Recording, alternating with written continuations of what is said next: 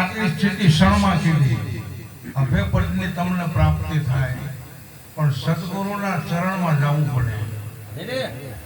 તો અહીંયા કેવી રીતે ભાઈ કે જુગતી કરીને હું તો જોવાની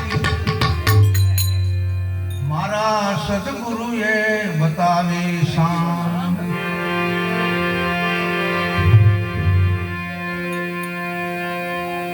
જુક્તિની ખબર છે ને, જુક્તિ કોને કહેવાય?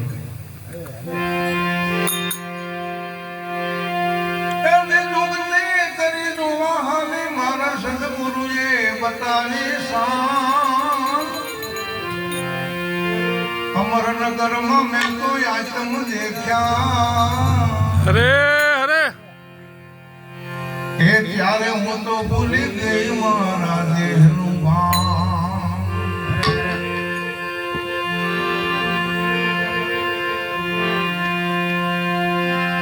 અમરનગરમાં મેં તો આચમ દેખ્યા. હું તો એ ભૂલી ગઈ દેહનું ભાન. એ આવો નિર્ભય નાથો બાંધો.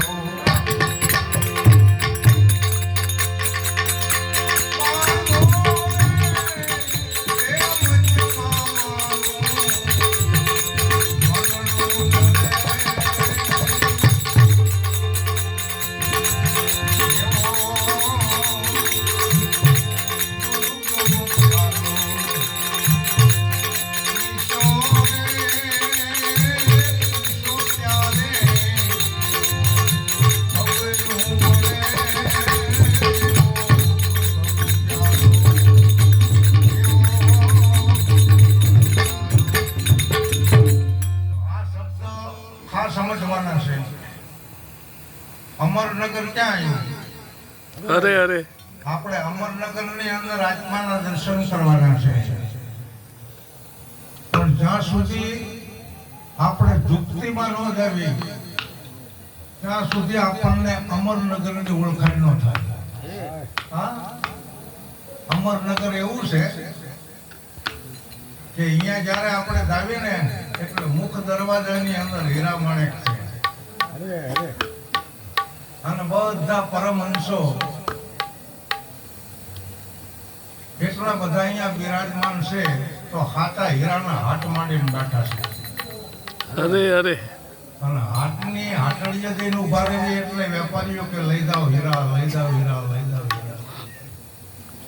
કે આપણે એમ માનો કે હીરા એવા મળતા હોય તો હીરા લાવીને શું કરવાનું?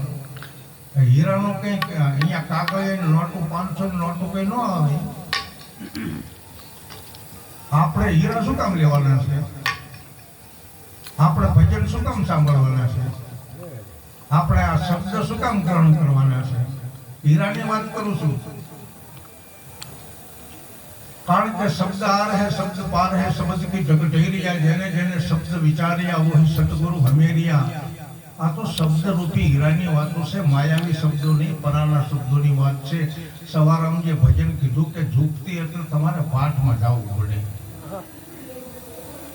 પાઠમાં જાઓ એટલે સદગુરુ મહારાજ તમને આવો અમરનગર બતાવે અને અમરનગરની અંદર જાઓ ને એટલે તમને આત્માના દર્શન થાય. આત્મા છે ને એ સર્વોપરી રાજા છે, પણ કેવો છે કે અદેખ દેશમાં અદેખ દેખ્યા. અદેખ દેશમાં અદેખ દેખ્યા. સવારામજી કહે છે આ તો અદેખ દેશ છે અને એમાં અદેખ વસ્તુના દર્શન કરવાના છે. કેવી રીતે થાય? કે મરવા પહેલા મરી ગયા હોય ને એને થાય. પણ વાત સમજવાની છે, શબ્દની રજૂઆત એટલી કરવી પડે કે કદાચ કોઈ હીરો પોતાની આ દશા ભૂલી જાય. હા, અમરનગરમાં આ તમે દેખ્યા ભૂલી દેહનું ભાન, પછી નિર્ભય નાતો બાંધ્યો. નાતો તો એવો નિર્ભય બાંધવાનો છે. કોની સાથે? કોની સાથે નાતો બાંધવાનો? અરે મારે તો ફલાણો ભાઈબંધ છે, પણ ભાઈબંધ ક્ષેત્રે એ નાતો ફોગટ, એ નાતો ન ચાલે.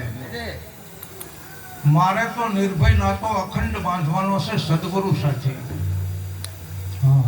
અને આ મધ્યની અંદર આપણને અત્યારે અવતાર મળ્યો છે, તો આપણે મનને ઠેરવવાનું છે, મનને ઠરીને ઠામ થવાનું છે.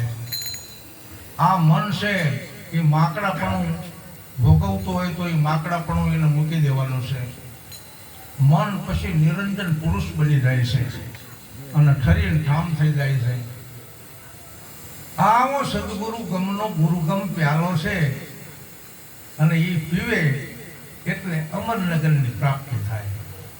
આવું સંતો કહે છે અને અમારા અનુભવની અંદર આવે છે એટલે અમે રજૂ કરીએ.